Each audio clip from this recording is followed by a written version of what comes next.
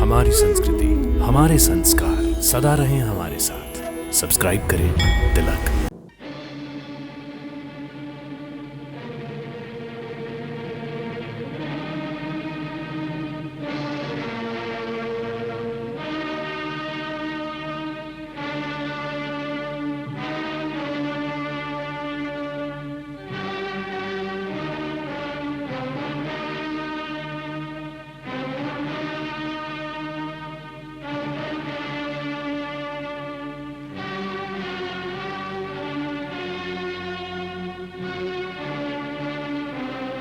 वानर, कौन हो तुम और क्या संदेश लेकर आए हो?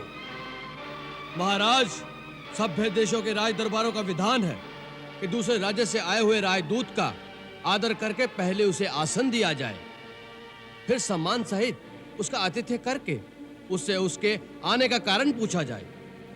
मूर्ख, इतना भी नहीं जानते कि राजदूत उसे कहते हैं जिसे किसी राजा ने भेजा हो।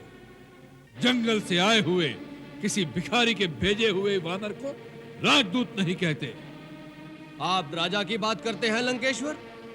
मैं जिनका दूत हूं वो तो राजाओं के भी राजा हैं, राजेश्वर हैं। वो केवल इस भूमिखंड के ही नहीं वरन तीनों लोकों के स्वामी हैं। देवताओं, वेदों और विधि के भी वही नायक हैं। मैं उन्हीं त्रिलोकेश्वर का, श्री राम का राजदूत हूं। वह हरि है, हर है या ब्रह्मा है? कौन है वह? तुम इतने बड़े बड़े वार्तालाप जिसके लिए सुना रहे हो, उस तुम्हारे राम की वास्तविकता केवल इतनी ही है कि वह एक भटकता हुआ वनवासी है जिसे अपने राज्य से भी निकाल दिया गया है। बताओ, उस भिखारी ने क्या संदेश देकर भेजा है तुम्हें? महाराज रावण, आपने मेरे स्वामी राजेश्वर श्री राम का अपमान किया है, इसलिए मुझे नियमानुसार इस सभा से चला जाना चाहिए।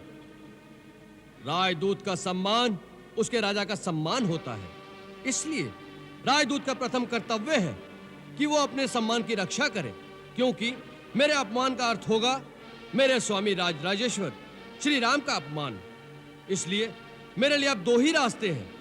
पहला तो ये कि जहां मुझे सम्मान पूर्वक आसन नहीं दिया गया मैं उस सभा से ही चला जाऊं, परंतु जो मैं संदेश लाया हूं वो इतना महत्वपूर्ण है कि उस पर लंका निवासियों और सारी राक्षस जाति का जीवन और मरण निर्भर है।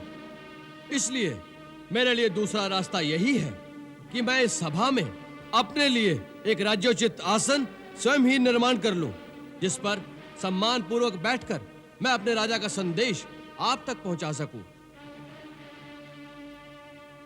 जय श्री राम।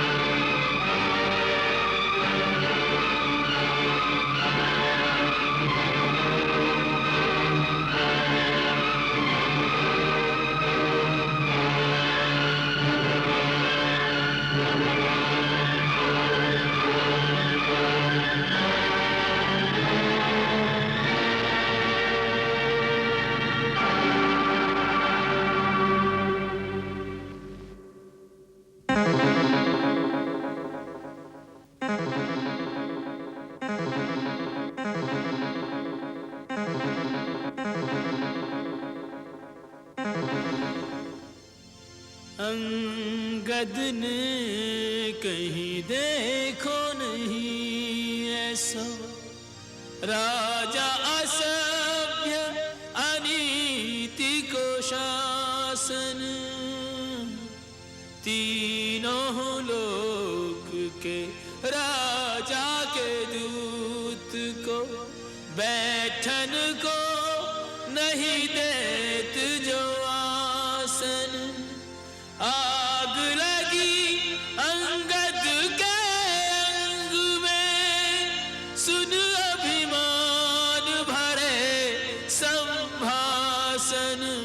पूछ बिना कहीं पूछ न होती सो, डार लियो निज पूछ को आसन। डार लियो निज पूछ को